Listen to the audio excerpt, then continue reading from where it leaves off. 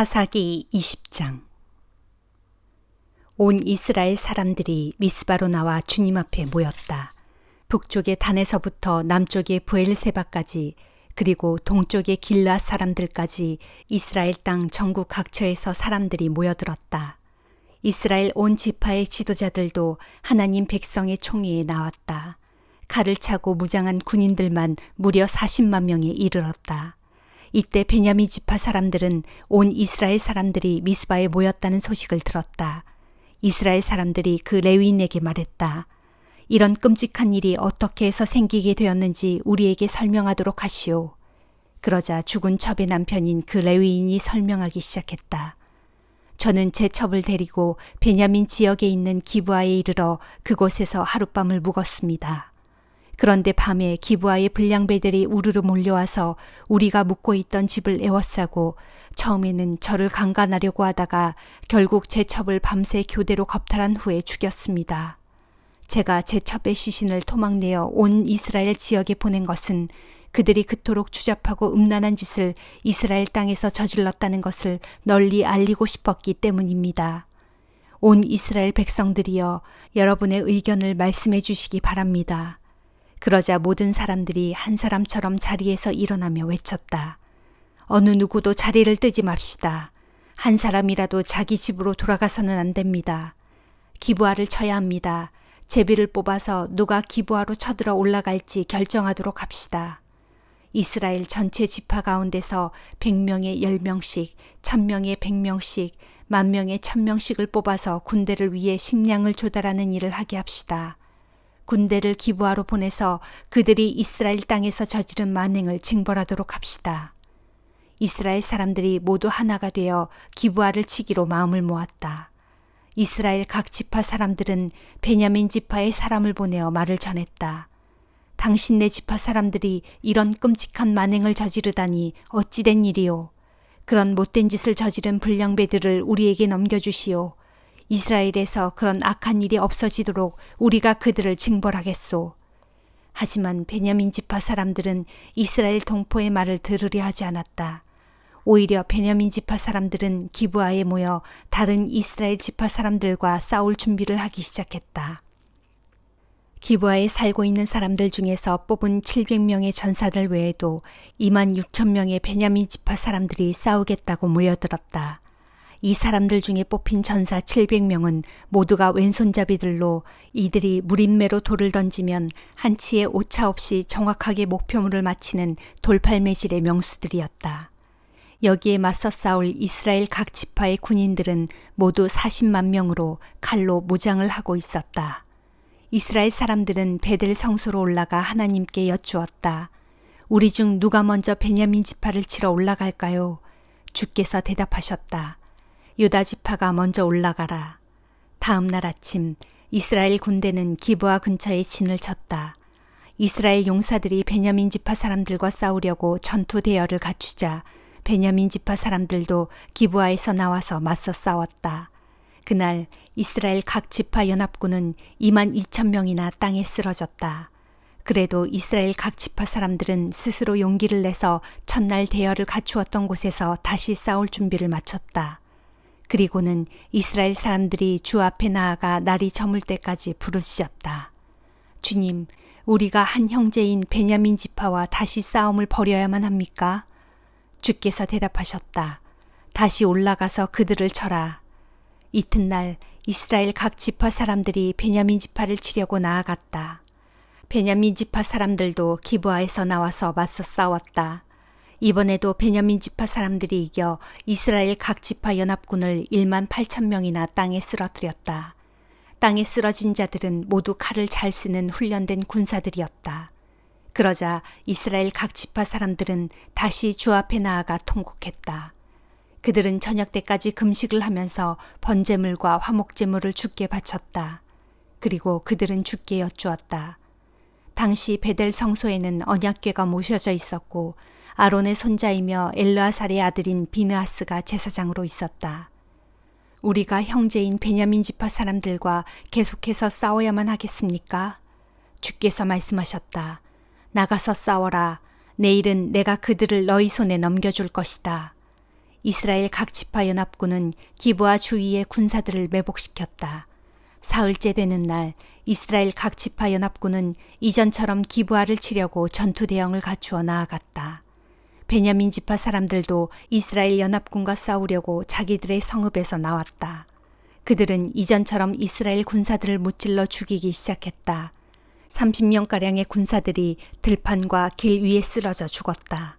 한쪽으로 가면 베델이고 다른 쪽으로 가면 기브아인 길에서 죽었다. 베냐민 지파 사람들은 이번에도 이전처럼 자신들이 승리를 거두었다고 자신하고 있었다. 하지만 이스라엘 연합군은 도망하는 채 하며 성읍에서 멀리 떨어진 곳까지 베냐민 지파 사람들을 꿰어내는 작전을 펼쳤다.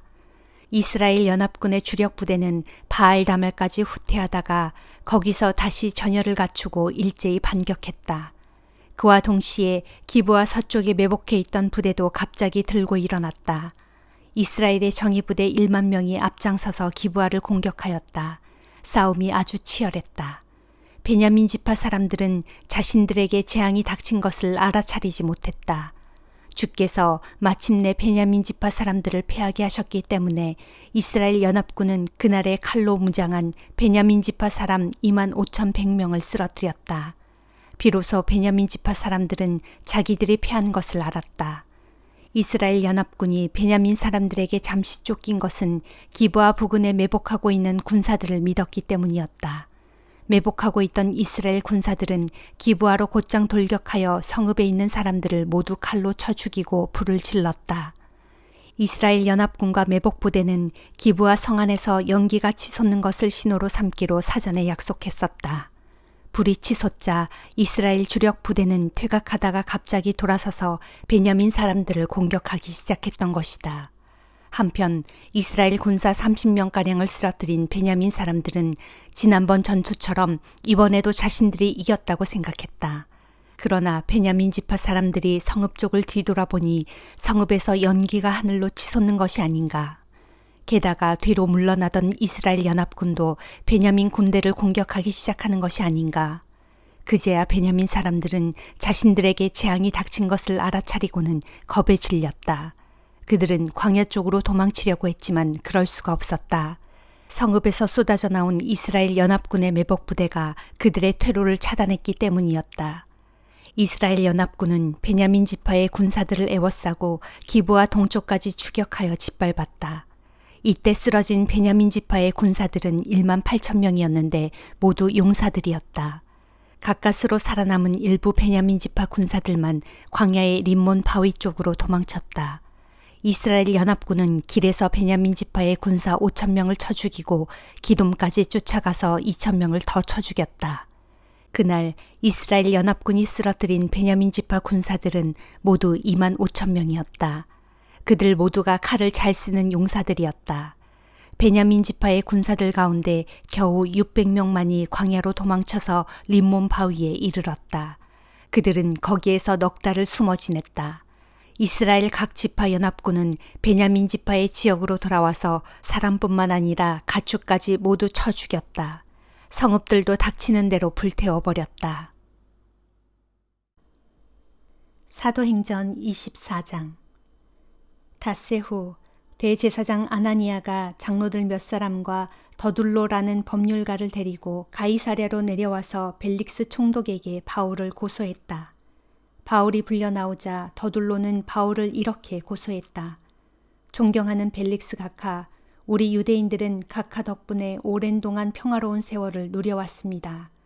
각하의 선견 지명 덕분에 이 나라의 많은 것들이 크게 개선되었습니다. 우리는 모든 면에서 탁월하신 총독 각하께 대해 항상 깊이 감사드리고 있습니다. 이제 각하를 오래 괴롭히지 않고자 이 사람에 대한 고소의 줄거리만을 간략하게 말씀드리고자 하오니 잠시 제 말을 들어주시기 바랍니다. 이 사람 바울은 온 세상을 돌아다니며 유대인들을 충동질하여 반란을 일으키려고 하는 말썽쟁이입니다.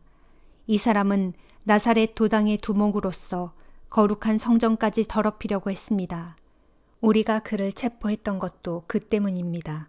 우리는 그 사람을 우리의 율법에 따라 재판하려고 했지만 천부장 루시아가 와서 강제로 그를 우리에게서 빼앗아갔습니다. 그러면서 앞으로는 각하께 직접 그를 고소하라고 지시했습니다. 그러므로 각하께서 친히 이 사람을 신문해 보신다면 우리의 고소가 정당하다는 것을 아시게 될 것입니다. 그러자 다른 유대인들도 모두 입을 모아 더둘로의 말이 사실이라고 주장했다. 총독 벨릭스가 바울을 가리키며 말할 기회를 주자 바울이 해명했다. 벨릭스 각하, 저는 각하께서 여러 해 동안 이 나라의 재판관으로 계셨던 것을 잘 알고 있습니다. 그러므로 저는 기꺼이 저 자신에 대해 변호하고자 합니다. 모든 사실을 조사해 보시면 곧 아실 수 있겠습니다만 제가 예배드리기 위해 예루살렘에 올라간 지가 열이틀밖에 되지 않습니다. 저를 고발한 사람들은 제가 성전에서 누군가와 논쟁하는 것을 본 적도 없고 또한 회당이나 도시의 다른 어느 곳에서도 군중을 선동하는 것을 본 적이 없습니다.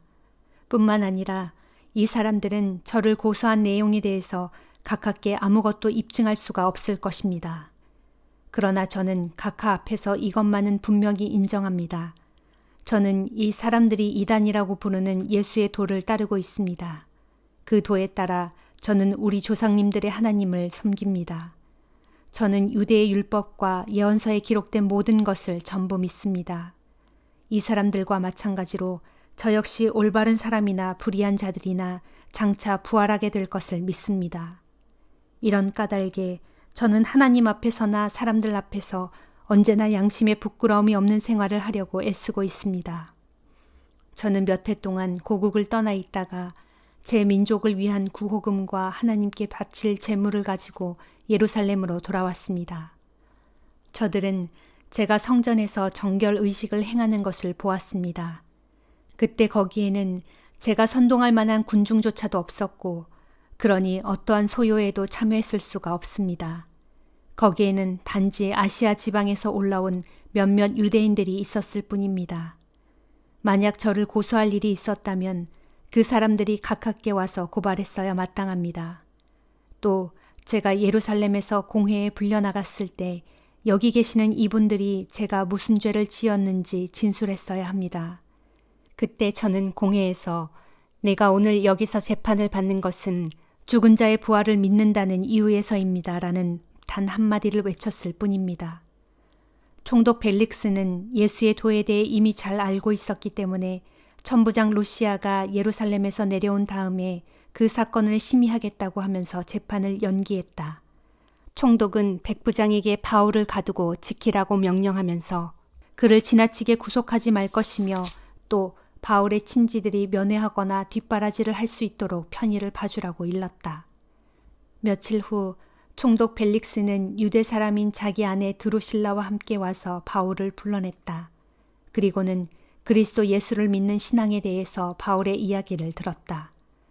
예수의 도를 말하면서 바울이 정의와 절제와 장차 올 심판에 대해 설교하자 벨릭스는 두려워하면서 말했다. 자, 그만하면 되었소. 이제 가보시오. 기회를 봐서 당신을 다시 부르도록 하겠소. 그러면서도 총독은 바울이 자신에게 뇌물 바치기를 은근히 바라면서 그를 자주 불러내어 대화를 나누었다. 이렇게 2해가 지난 뒤 벨릭스의 후임으로 보르기오 베스도가 가이사랴 총독으로 부임하게 되었다. 그런데도 벨릭스는 유대인들의 환심을 사려고 바울을 감옥에 그대로 가두어 둔 채로 내버려 두었다. 예레미야 34장. 바빌로니아 왕 누부갓네살이 자기 군대뿐 아니라 자기가 정복한 나라들의 군대들까지 모두 동원하여 예루살렘 도성과 유다의 모든 성읍들을 공격할 당시 주의 말씀이 예레미야에게 내렸다. 이스라엘의 하나님인 나 주가 말한다. 너는 유다 왕 시드기야에게 가서 전하기를 주께서 내게 말씀하셨다. 내가 이 예루살렘 도성을 바빌로니아 왕의 손에 넘겨주겠다. 그러면 그가 이 도성을 허물고 불사를 것이다. 너 시드기야는 바빌로니아 왕의 손에서 도망치지 못하고 대적의 군사들에게 포로로 사로잡혀 그에게 넘겨질 것이다. 그러면 너는 바빌로니아 왕을 내 눈으로 직접 볼 것이고 그 앞에서 입과 입을 마주하여 신문을 당한 후에 바빌로니아 땅으로 끌려갈 것이다. 그러나 유다 왕 시드기야야, 내 말을 잘 들어라. 그럴지라도 너는 칼에 맞아 죽지는 않겠고 그 땅에서 평안히 죽을 수 있을 것이다. 그리하여 사람들이 너보다 먼저 있는 내 선왕들의 죽음을 애도하며 그들 앞에서 분향했던 것처럼 너의 죽음을 애도하며 내 앞에서 향불을 피워 올리며 아 왕이시여 참으로 슬픕니다 할 것이다. 이는 나 주가 내게 하는 약속이다 하여라. 예언자 예레미야는 예루살렘 왕궁에 있는 유다 왕 시드기야에게로 가서 이 모든 말씀을 전했다. 그때 바빌로니아 왕의 군대는 예루살렘 도성을 비롯하여 유다의 남은 성읍들을 공격하고 있었는데 당시 요새화된 유다의 견고한 성읍들 가운데서 정복당하지 않고 남은 성읍들이라곤 라기스와 아세가 두 성읍뿐이었다. 유다 왕 시드기야가 예루살렘의 모든 백성들과 언약을 맺고서 모든 히브리 종들을 풀어주어 그들에게 자유를 주기로 선포한 후에 주의 말씀이 예레미야에게 내렸다. 그 언약은 이러했으니 곧 누구든지 자기 동족인 히브리 남종이나 여종을 소유한 경우에 그들을 모두 풀어주어 자유롭게 하고 앞으로 더 이상 동족인 유다 사람을 종으로 삼지 않는다는 것이었다. 그리하여 이 언약에 참여한 예루살렘의 모든 관리들과 백성들은 왕의 뜻에 순복하여 자신들이 소유한 히브리 남종들과 여종들을 모두 풀어주어 자유롭게 해주었다. 그러나 이후에 사람들의 마음이 바뀌었다. 그래서 사람들은 한때 풀어주어 자유롭게 해주었던 히브리 종들을 다시 붙잡아 각기 자기들의 종으로 부렸다. 그때에 주의 말씀이 주께로부터 예레미야에게 내렸다. 이스라엘의 하나님인 나 주가 말한다. 내가 이집트 땅에서 오랜 세월 종살이를 하던 너희 조상들을 이끌고 나올 때 그들과 언약을 맺고 이르기를 너희는 너희 동족 히브리 사람들 가운데서 너희에게 종으로 팔려온 자가 있더라도 7년이 되면 그를 풀어주어 자유롭게 해주어라. 6년 동안 종으로서 너희를 섬겼으니 그 다음 해인 제7년째에는 그를 풀어주어 자유롭게 해주어야 한다 하였지만 너희 조상들은 내 말을 귀담아 듣지 않았고 내 말에 따르지 않았다. 그러나 최근에 너희가 마음을 돌이켜서 내가 보기에 옳은 일을 행하였다. 곧 너희들 각자가 종으로 삼고 있던 너희 동족 히브리 남녀 종들에게 자유를 선포하고 내 이름으로 불리는 나의 거룩한 집에서 내가 보는 데서 계약을 맺기까지 하였다. 그런데 이제 너희가 마음을 바꿈으로써 내 이름을 크게 더럽히고 말았다. 처음에는 너희가 계약대로 히브리 남종들과 여종들을 모두 풀어주어 그들을 자유롭게 해주었으나 이제 계약을 깨뜨리고 또다시 그들을 붙잡아다가 너희에게 굴복시켜 종으로 부리고 있다. 그러므로 나 주가 말한다. 너희가 내 말에 복종하지 아니하고 계약을 깨뜨려 너희들 각자가 동족인 히브리 남녀 종들에게 자유를 선포한 것을 실행하지 아니하였으므로 나도 너희와 맺은 언약에서 자유롭게 벗어나 너희를 칼과 전염병과 기근에 넘겨줄 것이다.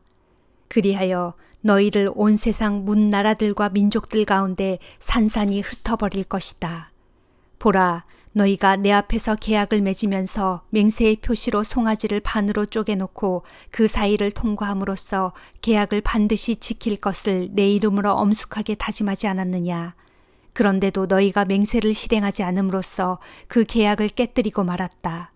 그러므로 내가 쪼개놓은 송아지 사이로 지나간 모든 사람들, 곧 유다와 예루살렘의 지도자들과 왕실의 관리들과 제사장들과 이 땅의 모든 백성들을 반드시 기억하고 있다가 내가 그들 모두를 너희 목숨을 노리는 너희 원수들의 손에 빠짐없이 다 넘겨주겠다. 그러면 너희는 꼼짝없이 죽게 될 것이고 너희 시체는 그대로 버려져 공중의 새들과 땅의 짐승들의 먹이가 될 것이다. 또 내가 역시 계약을 깨뜨린 유다 왕 시드기야와 이 나라의 고관들의 목숨도 그들의 생명을 노리는 그들의 대적들의 손에 곧 지금은 잠시 너희에게서 물러가 있는 바빌로니아 왕의 군대의 손에 다 넘겨주겠다. 나 주가 분명히 말한다. 보라, 내가 그들에게 명령을 내려 잠시 너희에게서 물러가 있는 바빌로니아 왕의 군대를 다시 이 예루살렘 도성으로 불러들일 것이다. 그러면 그들이 다시 와서 이 도성을 포위 공격하여 점령한 후에 모조리 불사를 것이다. 그리하여 내가 유다의 성읍들을 철저히 황폐하게 만들어 아무도 살 수 없는 폐허가 되게 할 것이다. 시편 5장. 주여, 나의 기도에 귀 기울여 주소서. 나의 애타는 이 심정을 헤아려 주소서. 나의 왕, 나의 하나님이시여, 내가 두 손 모아 주께 기도하오니 나의 부르짖는 이 탄식 소리를 굽어 살펴주소서. 주여, 주께서는 아침마다 내 목소리를 들으시니 내가 아침에 내 사정을 주께 다 아뢰고 겸손히 주의 응답을 기다리겠습니다.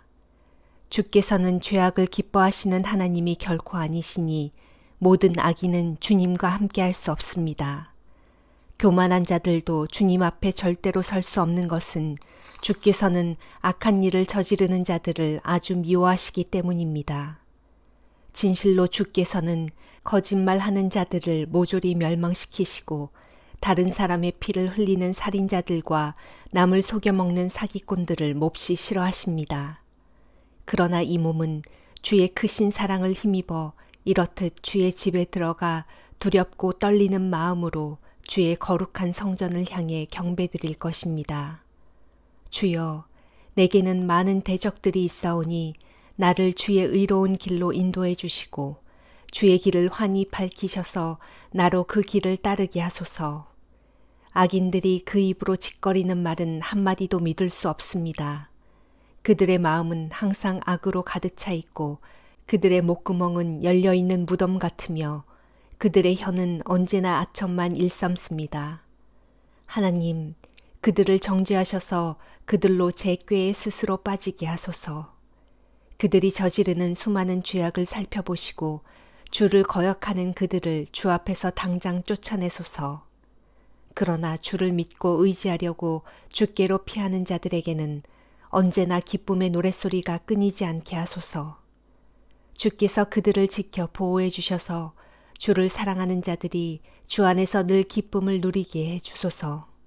주여, 주께서는 정령 의인들에게 복을 내려주시고 또한 주의 크고 신실하신 사랑의 방패로 그들을 둘러 감싸 주십니다.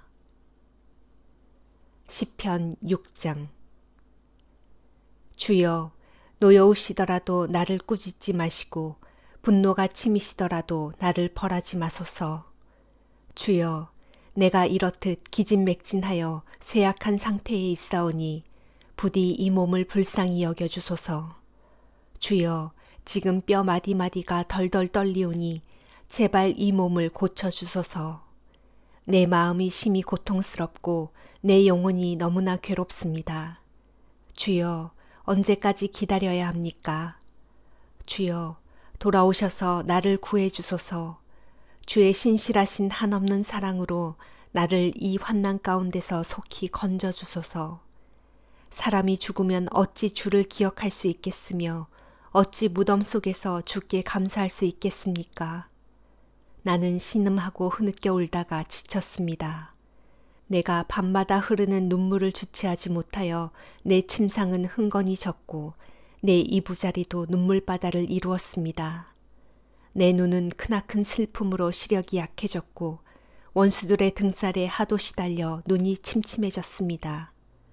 악한 짓을 일삼는 자들아, 이제 너희는 내 앞에서 다 떠나라. 주께서 나의 울부짖음을 들으셨다.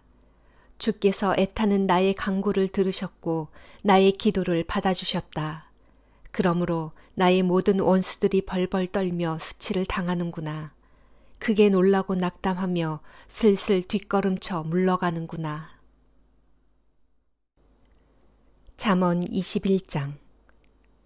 왕의 마음은 오직 주님의 손에 달려 있으므로 주께서는 흐르는 시냇물처럼 자신이 원하시는 방향대로 마음껏 그 마음의 물길을 돌리신다. 사람의 눈으로 보기에는 자기가 하는 일이 모두 옳게 보이지만 주께서는 그 사람의 속마음을 살피시고 다 꿰뚫어 보신다. 주께서는 희생 제물을 바치는 것보다 올바르고 의롭게 사는 것을 더욱 기뻐하신다. 거만한 눈과 교만한 마음 그리고 악인의 도모는 모두 죄다. 부지런한 사람이 이를 꾀하면 풍성한 이득을 얻지만 마음이 조급한 사람이 이를 꾀하면 다만 가난해질 뿐이다. 남을 속여 모은 재산은 죽음의 올가미와 같고 덧없이 사라지는 안개와 같다. 악인의 폭력은 스스로의 파멸을 구렁텅이로 이끄는 것이니 그것은 악인이 올바르게 살아가기를 거절하기 때문이다.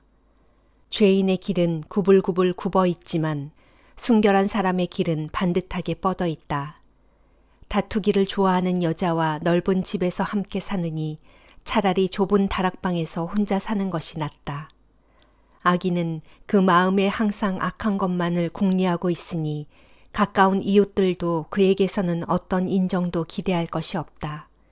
거만한 사람이 징벌을 받으면 우둔한 사람이 그것을 보고 깨닫게 되고 지혜로운 사람이 책망을 받으면 더욱 지식을 얻는다.